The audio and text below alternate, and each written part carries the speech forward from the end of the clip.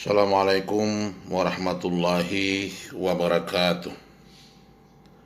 Selamat pagi atau selamat siang para mahasiswa program studi S1 Pendidikan Pancasila dan Kewarganegaraan yang mengambil mata kuliah landasan pendidikan pada Fakultas Keguruan dan Ilmu Pendidikan Universitas Lampung. Pada pertemuan ini kita akan menyelenggarakan perkuliahan secara online melalui media sosial YouTube. Ini sebagai salah satu upaya kita mengintegrasikan media sosial atau teknologi informasi ke dalam proses pembelajaran, agar kita tidak ketinggalan kemajuan peradaban termasuk dalam dunia pendidikan yang ditandai oleh kemajuan teknologi informasi. Topik yang akan kita bahas pada pertemuan ini adalah model-model penyelenggaraan pendidikan di Indonesia. Kalau pada pertemuan yang lalu kita telah membahas bahwa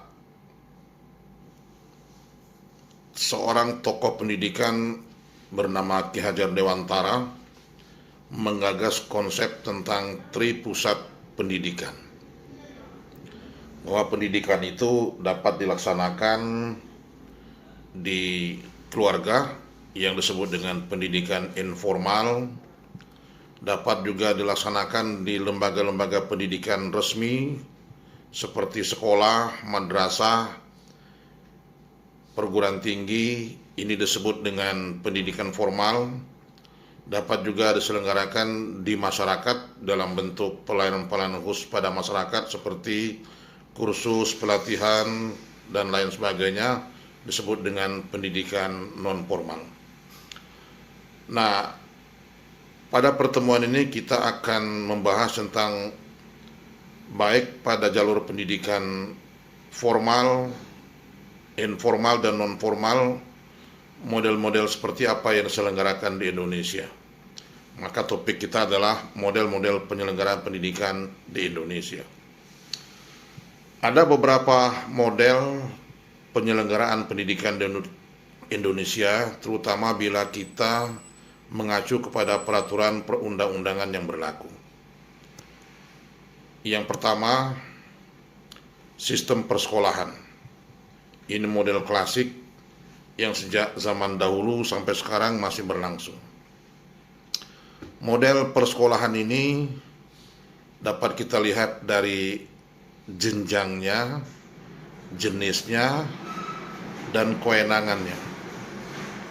Kewenangan ini sangat penting karena model pendidikan persekolahan ini merupakan jenis pendidikan formal, pendidikan resmi yang terikat dengan ketentuan tentang kurikulum, tentang waktu belajar, tentang durasi waktu belajar, tentang ujian, tempat, dan lain-lain sebagainya.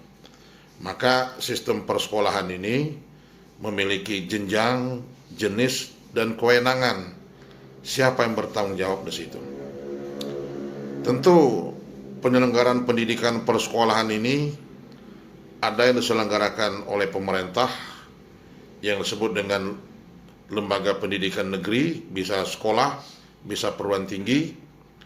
Ada juga yang diselenggarakan oleh masyarakat.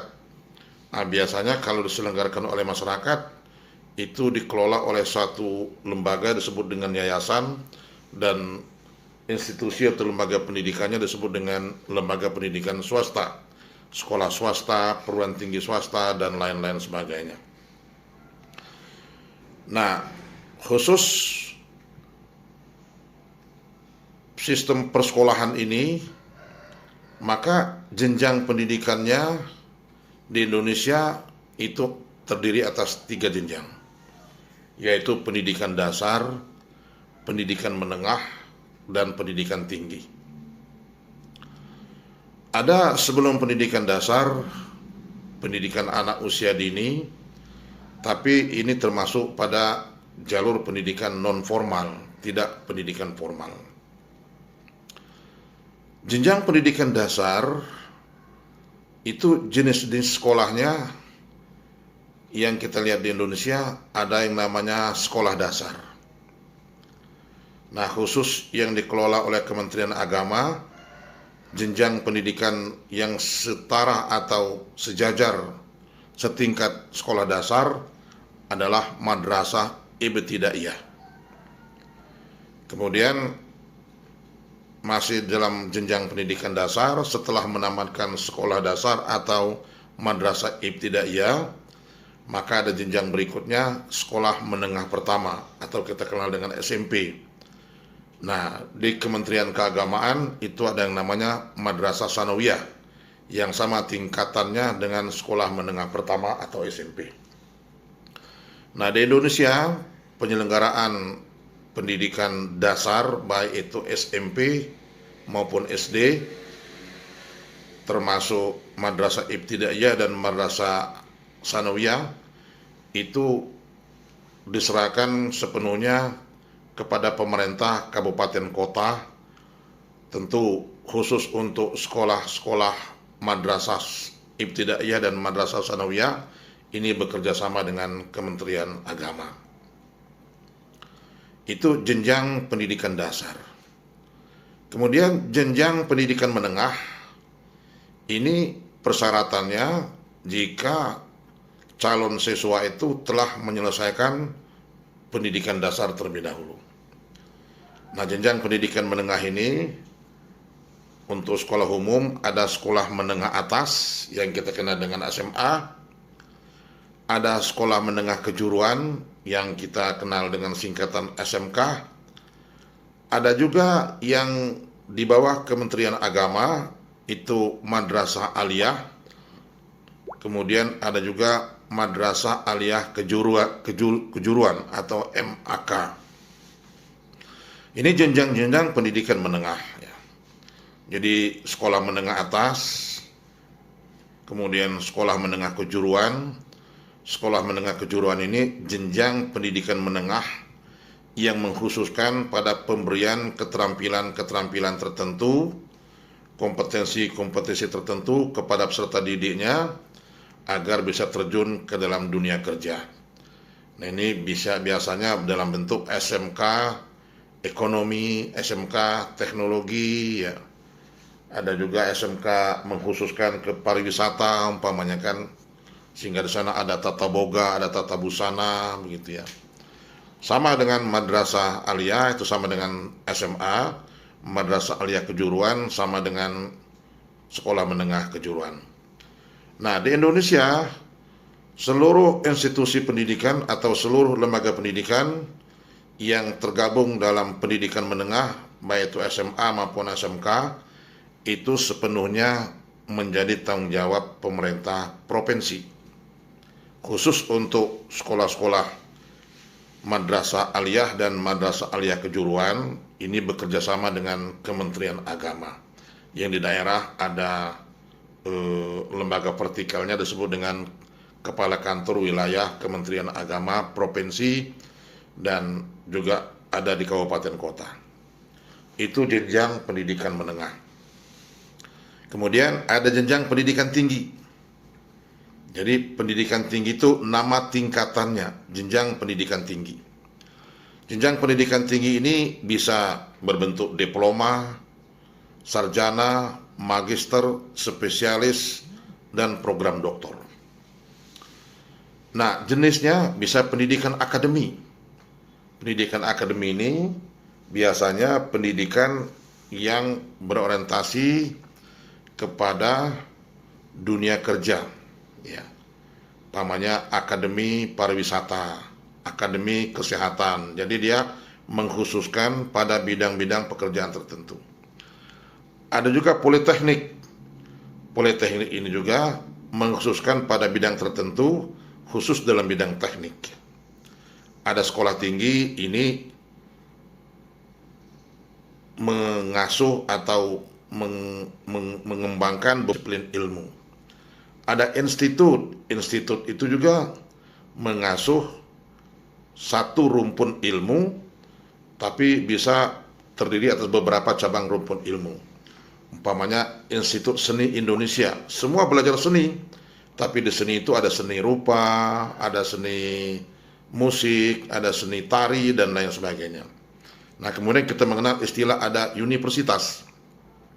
Universitas itu lembaga pendidikan tinggi, disebut dengan perguruan tinggi, menyelenggarakan pendidikan, membina dan mengembangkan beberapa disiplin ilmu. Seperti di Universitas Lampung, itu mengembangkan disiplin ilmu pertanian, disiplin ilmu hukum, disiplin ilmu ekonomi, termasuk di dalamnya Fakultas Keguruan dan Ilmu Pendidikan yang mengembangkan ilmu-ilmu kependidikan, mempersiapkan calon pendidik profesional. Nah, jenjang pendidikan tinggi ini itu pengelolaannya sepenuhnya berada di tangan pemerintah pusat. Dalam hal ini Kementerian Pendidikan Tinggi. Ya. Ini baru ya, kalau dulu masih bergabung dalam Pendidikan Kementerian Pendidikan Nasional dan Pendidikan Tinggi, sekarang berdiri sendiri menjadi Kementerian Pendidikan Tinggi.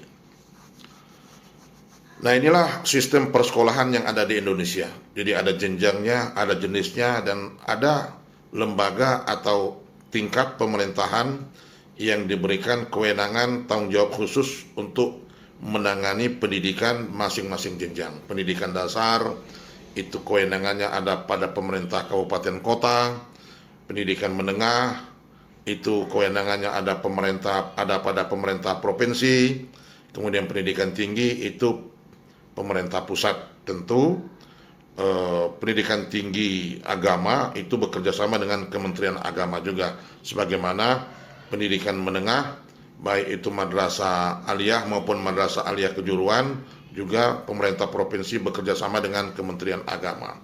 Demikian juga jenjang pendidikan dasar, madrasah ibtidaiyah dan madrasah sanawiyah, juga pemerintah kabupaten kota bekerja sama dengan Kementerian Agama.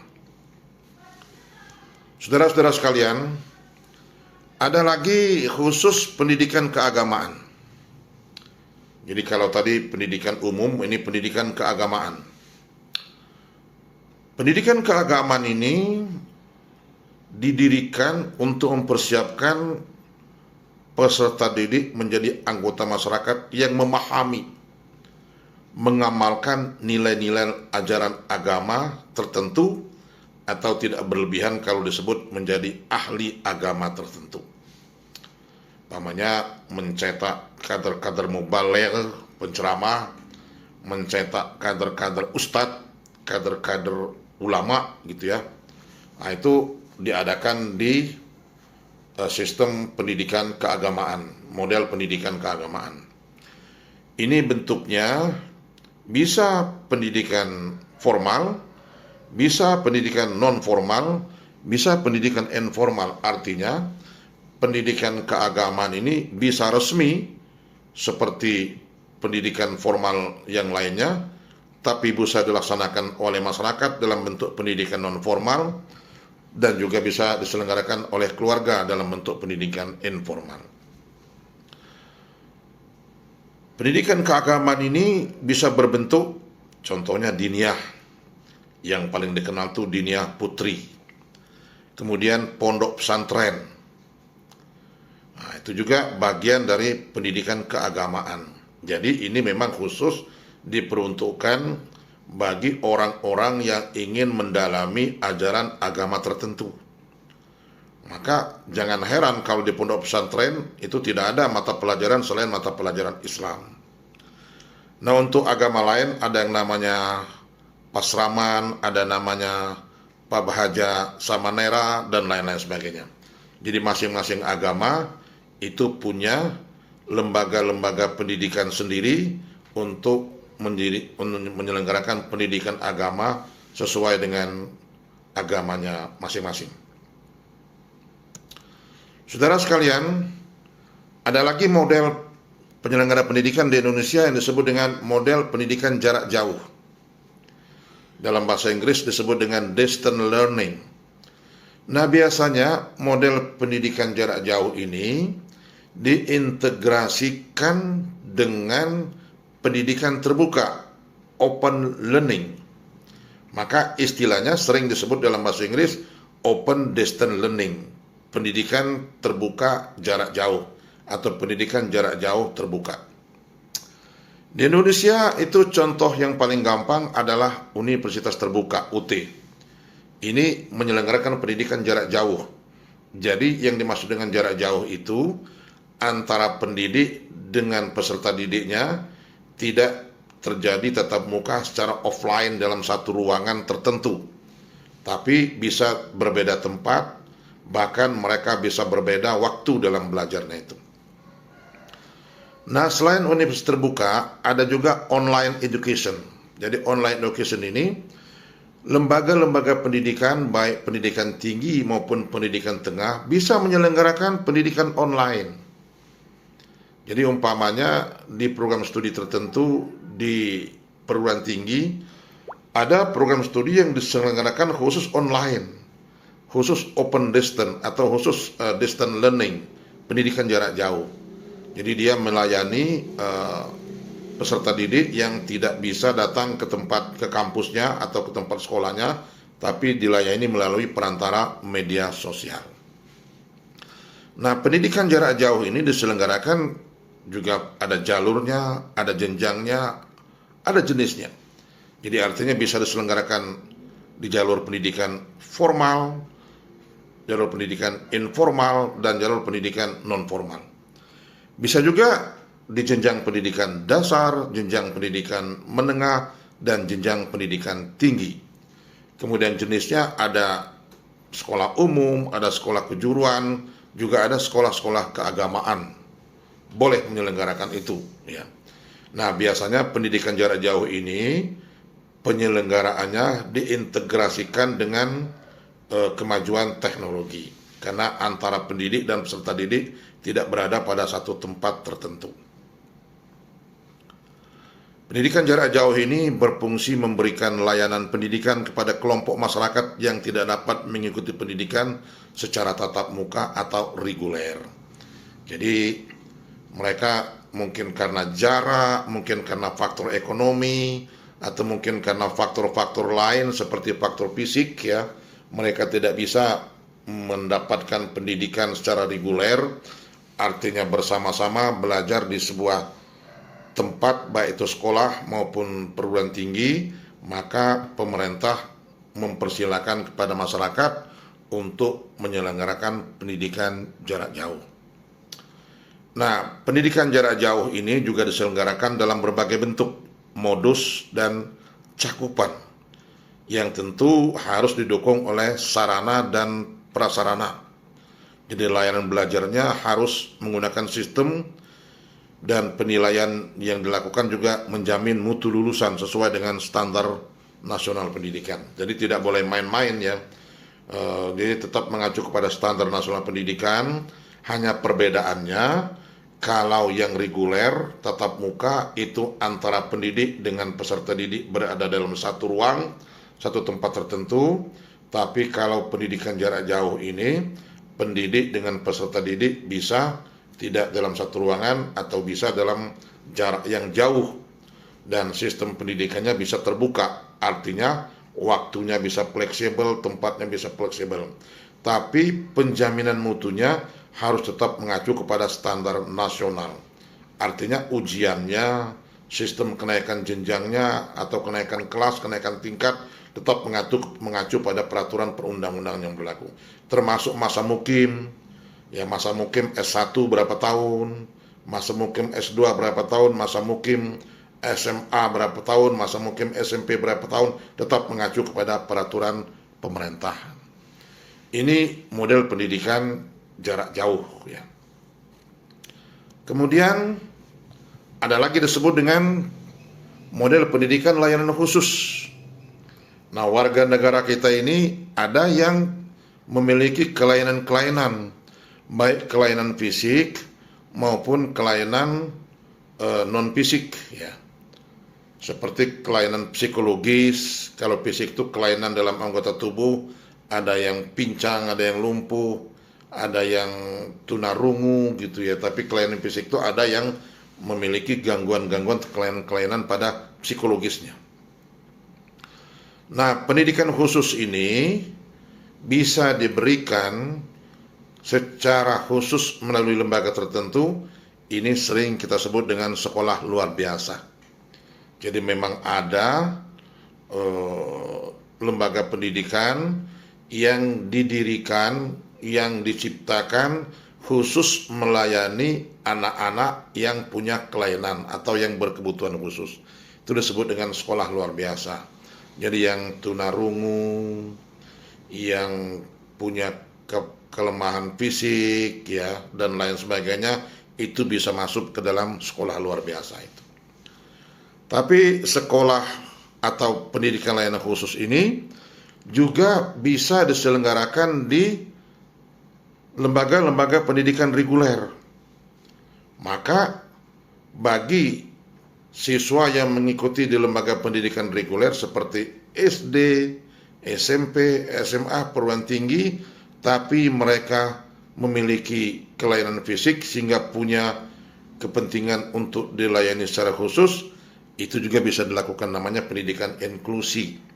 Jadi mereka mesti difasilitasi, mereka mesti diberikan sarana prasarananya agar mereka dapat mengikuti pembelajaran sebagaimana yang lainnya. Contoh, kalau dia punya kelemahan dalam bidang kakinya, umpamanya dia lumpuh tapi yang lain-lain normal semua, dia bisa mengikuti pembelajaran baik di SD, SMP maupun SMA melalui bantuan sarana prasarana yang dibutuhkan seperti kursi roda. Nah, ini namanya pendidikan layanan khusus dalam bentuk pendidikan inklusi. Pendidikan layanan khusus ini merupakan pendidikan bagi peserta didik di daerah terpencil juga bisa dilakukan. Kemudian daerah terbelakang yang ekonominya masih belum beruntung, termasuk masyarakat adat yang terpencil yang mereka masih menutup diri, tidak mau menyekolahkan putra-putrinya di lembaga pendidikan resmi, atau mengalami bencana alam, bencana sosial, atau tidak mampu dari segi ekonomi dan lain sebagainya. Nah, ini bisa diselenggarakan pendidikan layanan khusus namanya ini. Ini semangatnya untuk memberikan pemerataan pelayanan pendidikan kepada seluruh warga negara Indonesia tanpa membedakan perbedaan antara satu dengan yang lain. Ada lagi model pendidikan yang disebut dengan homeschooling atau sekolah rumah. Jadi banyak sekali model-model itu ya. Bagi warga negara Indonesia yang ingin mendapatkan layanan pendidikan, tetapi mereka tidak sempat, tidak punya waktu, atau karena alasan lain tidak mau mengikuti pendidikan formal seperti di sekolah dan perguruan tinggi, maka mereka bisa menyelenggarakan sekolah rumah atau disebut dengan homeschooling. Ini pelayanan pendidikannya secara terencana dilakukan baik oleh orang tua, keluarga, atau di tempat-tempat lain. Maka homeschooling ini sudah banyak dilakukan ini. Anak-anak keluarga yang sangat sibuk, tidak bisa menyekolahkan anaknya ke lembaga-lembaga pendidikan formal, maka mereka cenderung melaksanakan homeschooling. Bisa dengan cara memanggil guru dari luar, atau bisa dengan cara orang tua sendiri kalau dia punya kemampuan bertindak sebagai pendidik bagi anaknya, tapi dengan perencanaan yang tertentu. Nah, jenis penyelenggaraan homeschooling ini ada homeschooling tunggal, ada homeschooling majmuk, dan ada homeschooling komunitas. Homeschooling tunggal itu homeschooling yang dilaksanakan dalam satu keluarga, satu rumah tangga. Nah, bila beberapa keluarga, beberapa rumah tangga bergabung, itu disebut dengan homeschooling majmuk. Dan bisa juga diselenggarakan dalam komunitas. Bila homeschooling majmuk ini beberapa keluarga itu berkumpul lagi dalam satu homeschooling, disebut dengan homeschooling komunitas. Jadi kita mendengar ya, banyak itu anak-anak orang tertentu tiba-tiba jadi orang pintar, tiba-tiba punya keterampilan padahal dia nggak pernah sekolah. Nah, barangkali mereka itu melaksanakan pendidikan melalui model homeschooling atau sekolah rumah. Hasil pendidikan homeschooling ini diakui kalau mereka mengikuti prosedur pemerintah. Jadi jika kurikulumnya ikut kurikulum pemerintah, kemudian dia mengikuti ujian yang diselenggarakan oleh pemerintah, maka dia bisa diakui sebagai jenjang pendidikan tertentu. Apakah itu SD, SMP, SMA, bahkan perguruan tinggi. Yang penting dia bisa ikut ujian. Nah, ujiannya ini bisa ujian nasional, bisa juga ujian nasional kesetaraan seperti paket B, paket C itu ya. Itu mereka bisa ikut itu. Jadi belajarnya di rumah atau beberapa keluarga berkumpul atau lebih luas lagi di komunitas homeschooling, tapi nanti pembelajarannya itu kurikulumnya, prosedurnya tetap mengikuti prosedur yang dilakukan, yang ditentukan oleh pemerintah, dan untuk mencapai hasil belajarnya mereka mengikuti ujian sesuai dengan prosedur yang ditetapkan oleh pemerintah. Bisa yang paling banyak itu biasanya melalui program kesetaraan. Jadi paket B dan paket C begitu. Nah, ini disebut dengan homeschooling, model sekolah rumah. Demikian saudara-saudara sekalian ya, kita telah membahas beberapa model penyelenggaraan di Indonesia. Jadi ada beberapa model. Satu, ada sistem persekolahan, ada model pendidikan keagamaan, ada model pendidikan jarak jauh, ada model pendidikan layanan khusus, dan ada homeschooling atau sekolah rumah. Sekurang-kurangnya Indonesia itu menyelenggarakan 5 model penyelenggaraan pendidikan ini. Meskipun masih ada lain di luar ini, tetapi itu sifatnya biasanya bisa non formal atau informal begitu ya. Baik, saudara-saudara sekalian, silakan dipelajari dengan baik, gunakan referensi yang ada dan pahami dengan sebaik-baiknya. Nanti kita akan bisa berdiskusi pada waktu kita tatap muka langsung. Selamat belajar, semoga sukses. Mudah-mudahan kita semua selalu dalam keadaan sehat walafiat. Wassalamualaikum warahmatullahi wabarakatuh.